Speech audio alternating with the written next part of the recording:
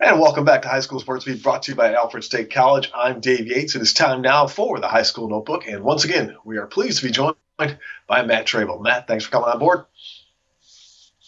Thanks for having me on. Hey, let's take a look back now as we look back on the winter season that was at some of the outstanding team performances. And let's start talking Uprep basketball. Really quickly, I wanted to preface my team picks here by saying they're just a few of a ton of talented local teams. Getting to Uprep. Uprep boys basketball was one of the first teams I was really raring to talk about this on this show, in this segment, once the winter season began, because while Ja'Kai Lucas moved on, a couple big name transfers came in with Melvin Council Jr. over from Athena and Brandon Moore over from Franklin. A big theme of the current NBA is positionless basketball, and that is the makeup of these Griffins.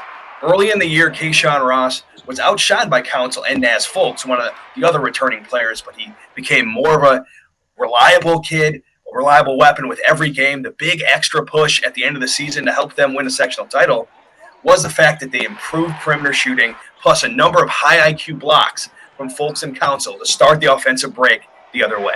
All right, let's stick with the Hoopsters. Let's talk girls action now. Let's talk about the Bishop Kearney girls. So I was at the Bishop Kearney Girls Basketball 2019 state semi loss versus West Jenny.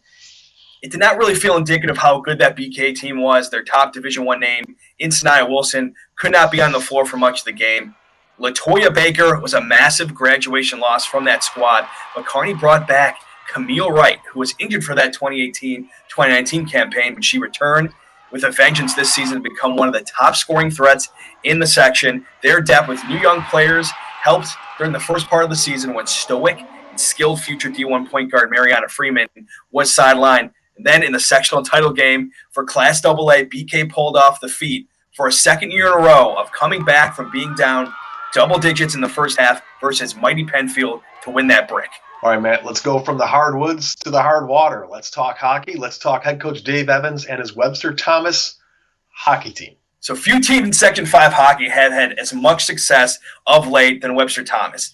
This year was no different, winning a sectional brick over the scoring force that was Carter McWilliams and Canandaigua. Impressive aspect of these Titans was their balanced attack with 6 players averaging between 14 and 21 points, and that's with Cullen Hennessy, one of the big names, having to miss a handful of games.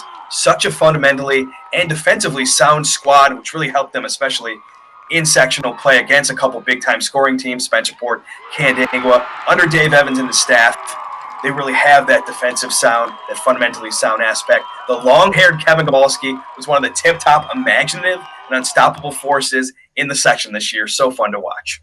Well, Matt, obviously the winter season did not end the way anybody could have foreseen it coming to a close, but still some great memories, some great moments, and some great highlights from the 1920 winter season. So thanks for joining us once again, Matt, and we are back with more of the High School Sports Beat brought to you by Alfred State College right after this.